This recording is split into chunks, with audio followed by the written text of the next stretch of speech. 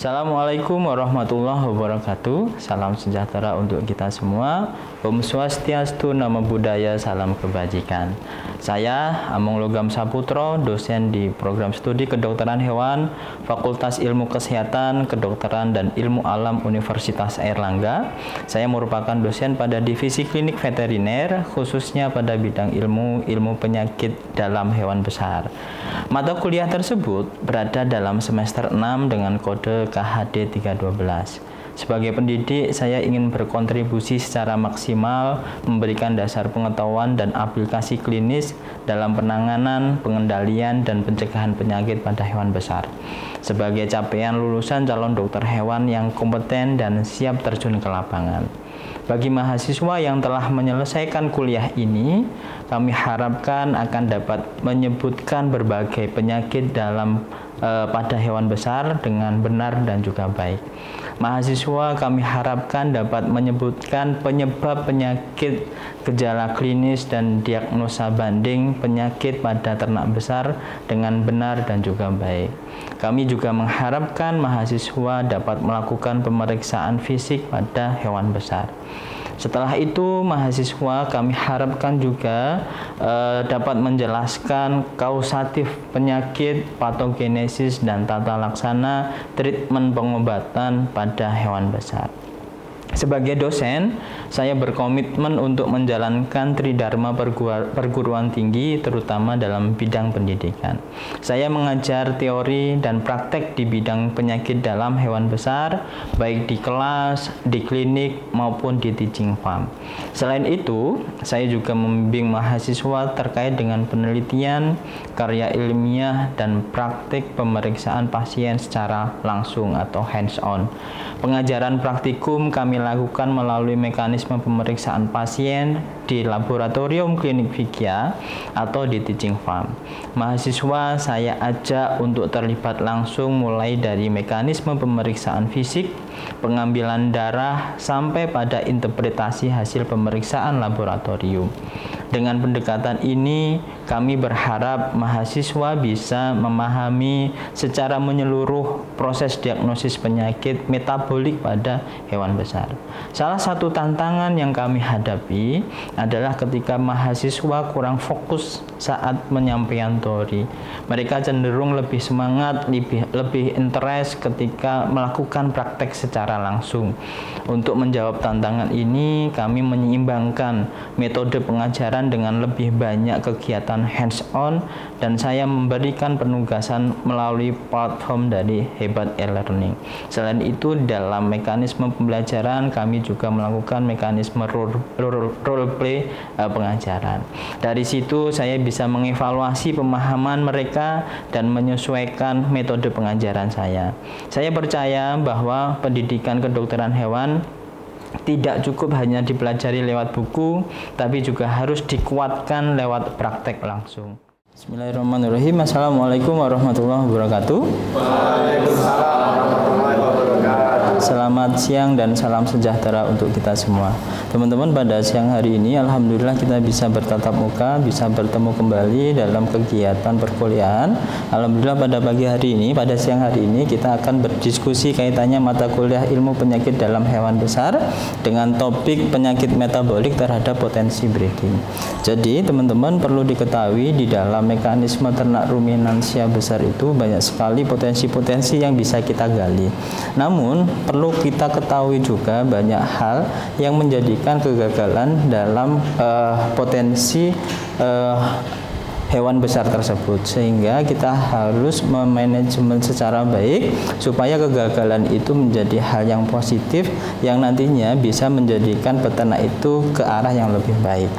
Baik teman-teman, untuk topik penyakit metabolik terhadap potensi breeding ini di dalam mata kuliah ilmu penyakit dalam hewan besar itu berada pada tatap muka yang kedua. Nanti untuk kaitannya tentang penyakit metabolik akan ada dua tatap muka gitu.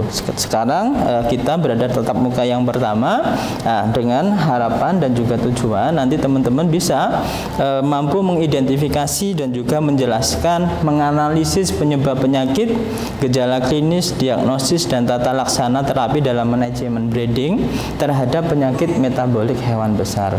Kemudian nanti di tatap muka yang kedua nanti akan ada beberapa penjelasan spesifik terkait dengan penyakit-penyakit metabolik yang terjadi pada ternak hewan besar ruminansia.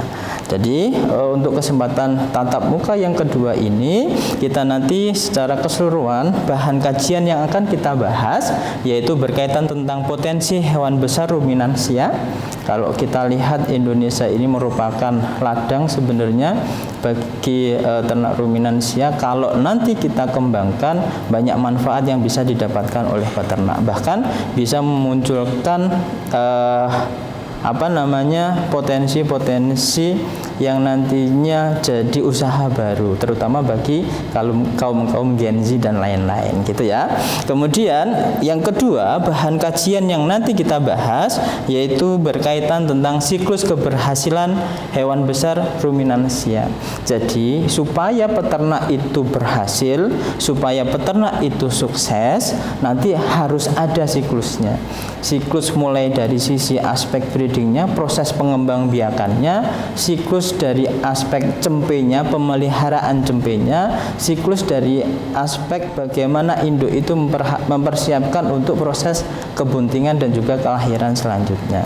Termasuk bagaimana ternak ruminansia itu mengelola sistem imunnya sendiri supaya tidak sampai terjadi penyakit yang sifatnya metabolik ataupun penyakit-penyakit yang lainnya. Jadi ada siklus yang nantinya perlu diperhatikan bagi peternak supaya peternak itu menjadi berhasil dan juga sukses. Kemudian yang ketiga terkait dengan penyakit metabolik ruminansia. Jadi memang ada beberapa penyakit-penyakit entah itu yang sifatnya infeksius, entah itu yang sifatnya metabolik, entah itu yang sifatnya traumatik, bahkan juga genetik yang harus kita perhatikan bersama.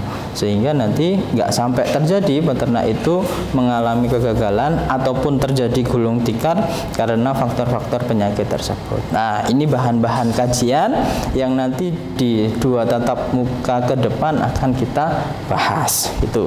Baik, selanjutnya teman-teman nanti barangkali teman-teman ada suatu hal yang perlu ditanyakan, bisa langsung angkat tangan atau bisa juga nanti teman-teman simpan dulu pertanyaannya dan akan kita diskusikan di akhir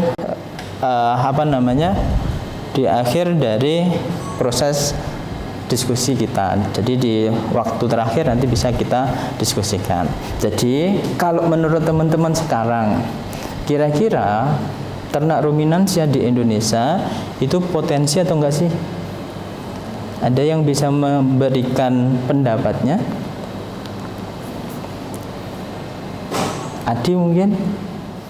Menurut saya potensi ternak di Indonesia mungkin sangat potensial ya dok, karena kita lihat Indonesia kan banyak di negaranya itu negara tropis dan juga merupakan negara yang dingin itu ya dok. Jadi ada potensi terkait sumber daya maupun makanannya itu melimpah untuk ternak ruminansia. Oke, hijauannya banyak di Indonesia ya, bahkan beberapa hijauan itu ada yang bisa kita manfaatkan langsung, ada yang diolah terlebih dahulu, diawetkan terlebih dahulu, kemudian dikasih makannya setelah hijauan itu siap untuk dikasihkan makan. Ya, ada hijauan yang sifatnya disimpan yang namanya silase dan juga fermentasi ataupun proses pengawetan yang lainnya. Mungkin ada yang memiliki pendapat yang lainnya, kira-kira potensi ternak ruminansia di kita itu di Indonesia gimana sih? Adi jawabnya tadi berpotensi. Ada yang punya pendapat nggak berpotensi? Kalau misalkan saya balik tanya potensi, tapi kok ternyata ternak ruminansia kita nggak berkembang kayak yang di luar negeri ya? Padahal kalau di luar negeri sistem iklimnya, musimnya ada musim salju. Yang pasti kalau musim salju, musim dingin, hijauan itu nggak berkembang. Kita nggak ada, kita malah dimanfaatkan sama adanya musim hujan yang potensinya hijauannya itu sangat melimpah ketika musim hujan. Tapi kok ternyata ternak ruminansia di Indonesia kok nggak berkembang kayak yang di luar negeri ya? Kira-kira kenapa kira-kira? nanti kita diskusikan ya. Jadi kalau dilihat bahwa potensi ruminansia itu sebenarnya sangat luar biasa sekali. Teman-teman perlu diketahui untuk saat ini di Indonesia itu ada beberapa jenis ternak ruminansia yang bisa kita manfaatkan. Ada, kalau misalkan kita bicara ternak ruminansia, potensinya itu bisa dilihat dari sisi breedingnya, dilihat dari sisi proses pengembang biakannya, hasilnya nanti cempe, hasilnya nanti anakan. Nah, kemudian yang kedua bisa dilihat dari sisi dairy farmnya, susunya. Ya, jadi banyak peternak itu yang mengambil produksi susunya. Harga susunya juga sangat luar biasa. Yang ketiga bisa dilihat dari sisi fatteningnya, proses penggemukannya, yang beberapa bulan sekali nanti dipanen kemudian akan dijual dalam bentuk dagingnya. Nah, jadi ada beberapa potensi gitu kan ya. Tadi saya menyebutkan bahwa potensi yang pertama di aspek ternak ruminansia yaitu dari sisi breedingnya. Nah, kalau bicara breeding, maka kita bicara juga kaitannya tentang produksi cempenya. Cempe ini bisa dilihat harga jualnya bagaimana. Kalau misalkan cempenya itu jantan, kalau kaitannya tentang penggemukan pasti diharapkan. Tapi kalau misalkan untuk di dairy farm, banyak peternak-peternak itu yang mengharapkan cempenya ataupun pedetnya itu malah pedet ataupun cempe yang betina. Nah, sekarang di Indonesia salah satunya yang lagi booming, yang lagi berkembang yaitu kambing perah. Ada yang namanya Sanen, ada yang namanya Sapera. Nah, biasanya kalau peternak-peternak kambing potong itu ataupun sapi potong mengharapkan cempenya anak-anaknya itu jantan, tapi kalau yang kambing perah itu mengharapkan cempenya itu malah betina. Kambing perah Sanen ataupun Sapera itu nanti cempe betinanya ternyata malah lebih mahal daripada cempe jantannya. Nah, jadi ini salah satu potensi breeding, terutama kalau misalkan kita masuk ke salah satu aspeknya yaitu ternak ruminansia, kambing perah ataupun sapi perah, dairy farm. Oke, kemudian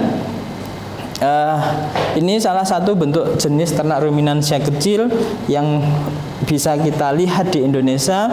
Ada Alpin, ada Toggenburg, ada Anglo-Nubian, Sanen, Sapera, dan juga peranakan Etawa.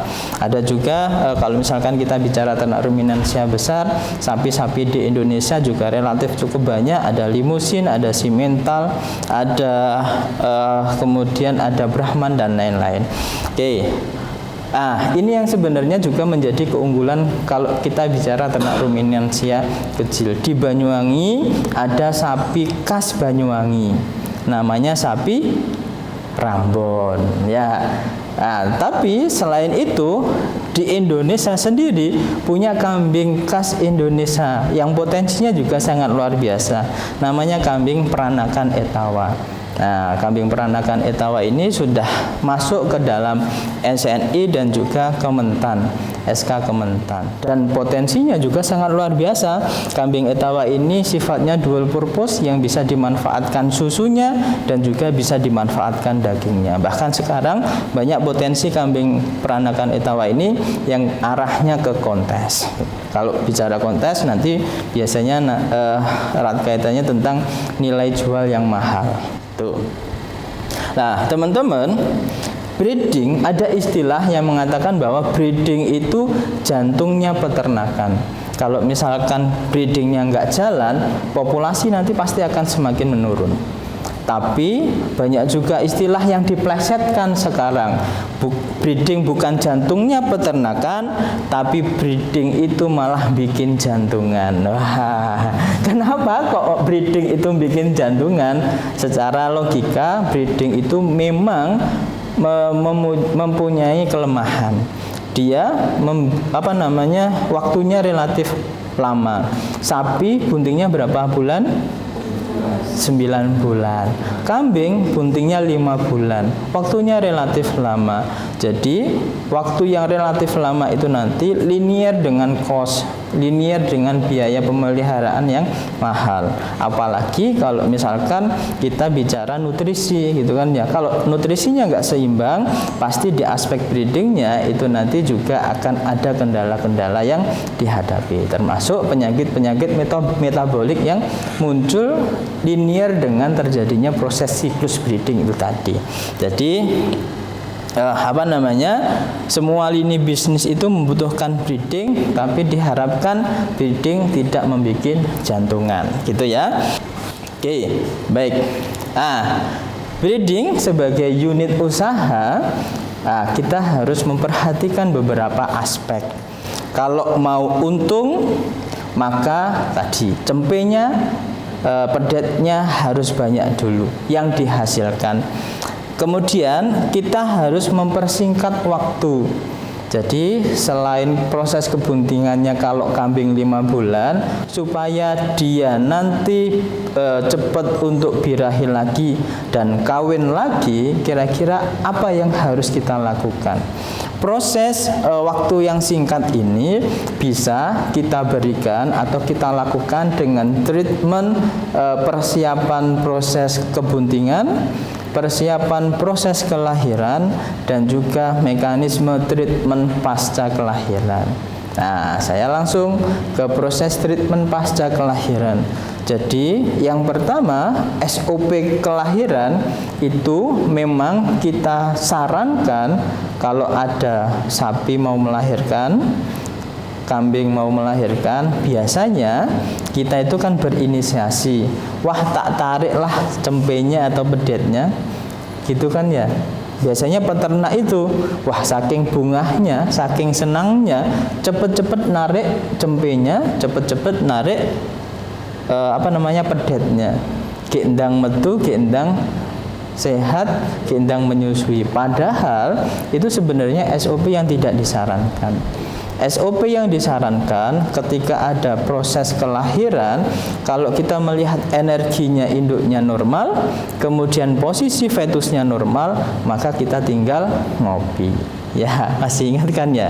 Kita tinggal ngopi, kita lihat kira-kira energinya induknya itu mampu atau enggak. Karena proses ngedennya induk itu banyak hormonal di induknya yang terjadi. Salah satunya hormon yang efeknya nanti bisa meningkatkan produksi susu dari induknya.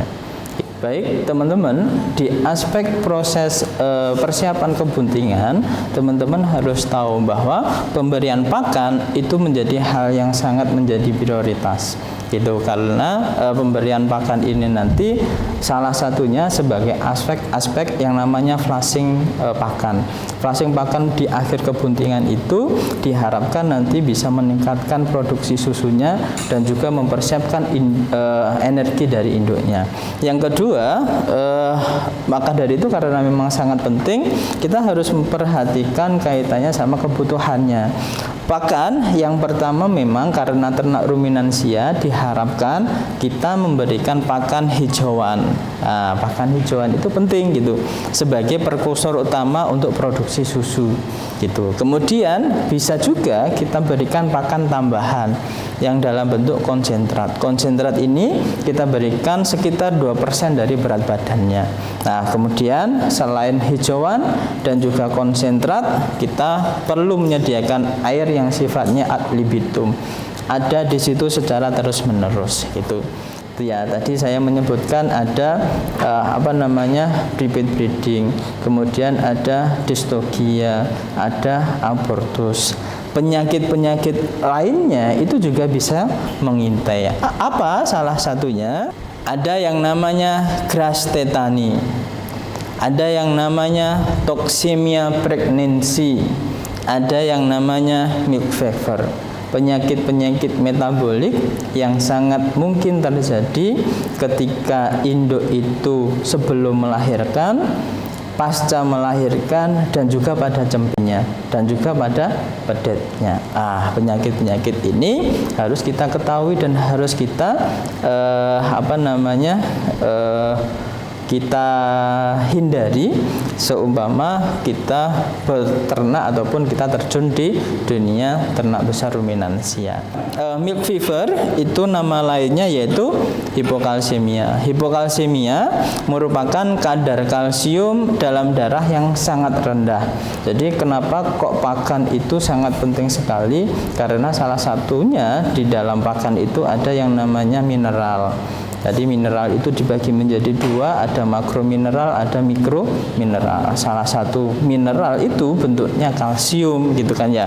Kalau misalkan kalsium itu tidak seimbang di dalam pakannya, maka bisa saja nanti muncul yang namanya hipokalsemia. Kadar kalsium dalam darah sangat rendah. Nah, kalsium sangat penting untuk fungsi otot, transmisi saraf, pembekuan darah. Kemudian memang hipokalsemia ini sering terjadi pada kambing pasca melahirkan atau ternak ruminansia pasca melahirkan. Oke, kemudian keras tetani, kondisi metabolik serius pada kambing dan juga ruminansia besar yang lainnya yang disebabkan oleh defisiensi magnesium. Keras tetani ini sering terjadi pada cempe ataupun pedet ketika dia itu memakan hijauan-hijauan yang masih muda. Kemudian yang ketiga yaitu toksemia pregnancy, di mana toksemia pregnancy ini merupakan diagnosa banding dari hipokalsemia. Gejala klinisnya hampir sama, tapi ternyata kausatifnya berbeda. Nah, jadi toksemia pregnancy ini kondisi yang cukup serius dan sangat mengancam nyawa, terjadi pada induk yang bunting karena ketidakseimbangan energi.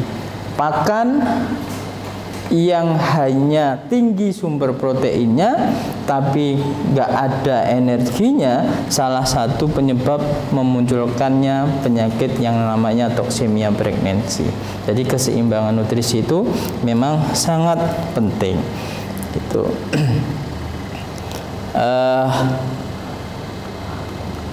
Jadi teman-teman harus tahu bahwa pemberian pakan hijauan itu penting yang nantinya diimbangi dengan konsentrat. Kira-kira hijauan dulu atau konsentrat dulu, teman-teman harus tahu. Mungkin itu dulu dari kami, barangkali ada yang perlu didiskusikan, silahkan teman-teman untuk bertanya gitu ya. Dokter, saya mau bertanya. Boleh, silakan. Penyakit apa saja di ruminansia selain penyakit metabolik? Oke, baik, terima kasih atas pertanyaannya. Jadi sebenarnya kalau bicara tentang penyakit apa saja yang sering muncul di ternak ruminansia, kita harus membedakan tipe-tipe dari penyakit itu sendiri. Ada penyakit yang sifatnya kausatif, disebabkan karena faktor bakteri, faktor jamur, faktor virus, faktor parasit. Itu penyakit-penyakit yang disebabkan karena faktor kausatifnya, yaitu beberapa mikroorganisme tersebut. Ada juga penyakit-penyakit yang disebabkan karena usia degeneratif. Gitu. Usia juga bisa mempengaruhi kondisi organ itu sudah masih baik atau tidak, gitu kan ya. Ada juga penyakit-penyakit yang sifatnya seperti yang kita diskusikan pada siang hari ini, yaitu penyakit-penyakit metabolik yang memang adanya ketidakseimbangan nutrisi yang menjadikan pasien kita atau ternak ruminansia itu memunculkan gejala klinis, salah satunya hipokalsemia, toksemia pregnancy ataupun keras tetani. Gitu ya. Ada lagi yang teman-teman perlu diskusikan? Oke, baik, Mbak. Oke, terima kasih dokter atas waktunya. Tadi kan dokter sudah menjelaskan apa itu penyakit hipokalsemia dan juga sudah menerangkan gejala-gejalanya. Nah, untuk penanganannya sendiri pada induk yang menunjukkan gejala hipokalsemia itu bagaimana ya dokter? Oke, baik, terima kasih atas pertanyaannya. Jadi seperti yang saya sebutkan tadi, hipokalsemia itu merupakan kondisi di mana induk dalam posisi bunting yang mengalami kekurangan kalsium. Oke, memang untuk hipokalsemia itu sering terjadi, sering muncul ketika induk itu pasca melahirkan. Jadi awalnya masih bisa berdiri, tapi ketika sudah melahirkan, induk itu nggak kuat berdiri, gitu kan ya. Nah, kemudian sebenarnya sebelum saya menjawab ke aspek pencegahan tadi atau treatment yang dilakukan, bisa kita lakukan pemberian flushing pakan. Flushing pakan itu pemberian pakan dengan nutrisi yang tinggi di akhir kebuntingan yang ditambahkan dengan beberapa mineral yang nantinya diharapkan energi dari induk tersebut mencukupi. Mineralnya untuk proses pencegahan dari hipokalsemia. Ternyata setelah pasca melahirkan kok masih terjadi, maka yang harus kita lakukan sebelumnya yaitu treatment dari cempenya terlebih dahulu. Cempenya kita harus openi sendiri gitu. Jadi kalau bisa cempenya selamat, induknya juga selamat. Pedetnya selamat, induknya juga selamat. Lah, kemudian treatment khusus untuk induk yang terkena hipokalsemia, maka kita bisa lakukan treatment pemberian mineral ataupun pemberian kalsium secara langsung. Pemberian mineral itu bisa kita kasih di air minumnya. Nah, kadang-kadang dok, sapi saya, kambing saya nggak mau minum sebelum-sebelumnya. Teman-teman harus tahu proses melahirkan itu banyak sekali induk itu membutuhkan cairan. Cairan dari kenapa kok membutuhkan cairan? Karena kekurangan energinya. Yang kedua, fetusnya tadi ketika melahirkan itu juga banyak mengeluarkan cairan. Air ketubannya kan juga pecah kan ya. Nah, proses pecahnya ketuban itu induk itu juga kehilangan banyak cairan, sehingga sangat memungkinkan ketika pasca melahirkan induk itu yang awalnya nggak mau minum, sekarang pasca melahirkan jadi mau minum. Jadi ketika ada momen si induk itu mau minum, silahkan diberi minuman yang ditambahi dengan air gula, ditambahi dengan mineral, itu juga boleh. Kemudian treatment yang selanjutnya, kalau memang mengharuskan untuk itu, bisa kita lakukan pemberian infus kalsium.